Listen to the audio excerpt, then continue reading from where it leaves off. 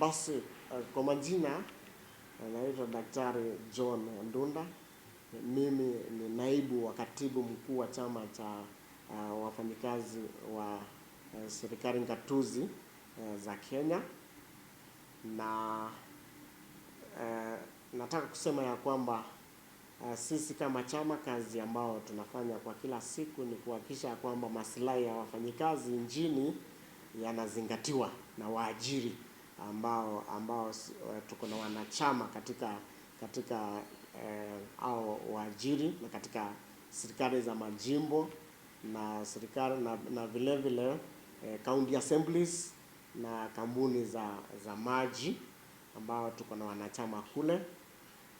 Basi tulitoa makataa ya siku 7 siku ya Wednesday, kwa sababu tumeghadhabika mno, kwa sababu SRC walitoa ushauri kwa serikali kuu ilipe mshahara wafanyikazi, ilipe mshahara mpya ambao umeongezwa. Hiyo ni nyongeza na ni mara ya pili kwa wafanyikazi wa serikali kuu, na wakasahau kwa mara ya pili wafanyikazi katika ngatuzi zetu.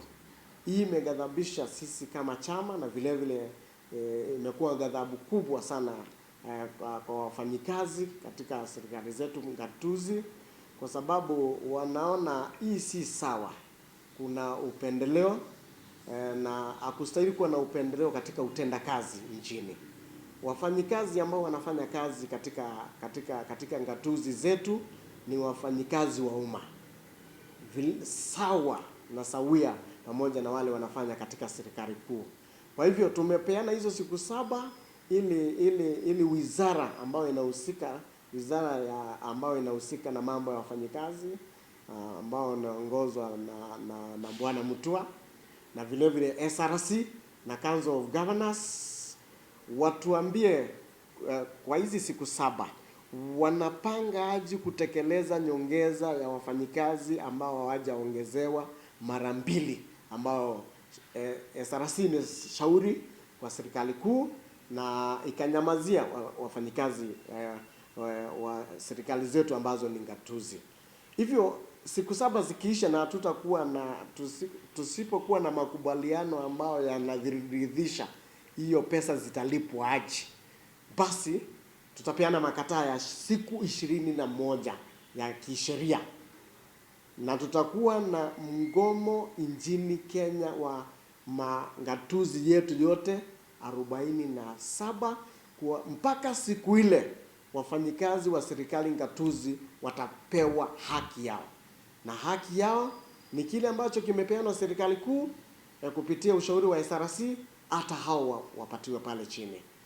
Tulikuwa tumeandikia rais wa nchi yetu ya Kenya kuhusu mambo yale ambayo kumekuwa na upendeleo, wafanyikazi katika serikali zetu gatuzi hawapatiwi haki sawa na wale wa serikali kuu, na Felix Koskei akaandikia CS wetu wa Labor tarehe 8 mwezi uliopita, na wakaambiwa yale malilio yote ambao tumelia kwa His Excellency the President ni ya haki, kwa hivyo yatekelezwe mara moja. Sasa mwezi mmoja umeisha, wizara ya Labor imenyamaza. Kwa hivyo tunaona ni kama wizara ya Labor pamoja na baraza la magavana pamoja na SRC, tunaona ni kama kuna makubaliano wafanyikazi ambao wanafanya serikali ambazo ni ngatuzi, ambazo zimengatuliwa, waendelee na kunyanyaswa na waendelee na kufinyika, na haya ni mambo ambayo hatuwezi kukubaliana pamoja nao, na hatutakubaliana na wafanyikazi wameteseka kwa muda mrefu katika serikali ngatuzi, kwa sababu hata mishahara inachelewa.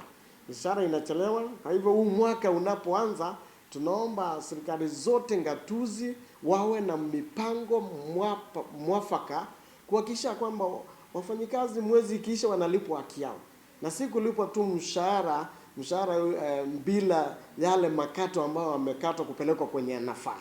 Kwa sababu yakichelewa, basi unakuta kuna riba zenye ambazo wanalazimika kulipa na wanaumia na kunyanyasika bure, na hatutakubaliana na hawa hata kidogo. Hivyo tunaomba wakuwe na mipango ambayo iko sawa, mipango iko kambambe, kama pesa zinachelewa kwa treasury, wanastahili kuwajibika kuhakikisha wanaweka pressure mahali pesa ambazo pesa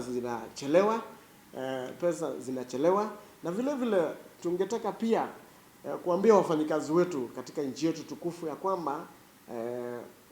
kwamba tuko na uchaguzi nchini Kenya, na huu uchaguzi utaanza tarehe 17.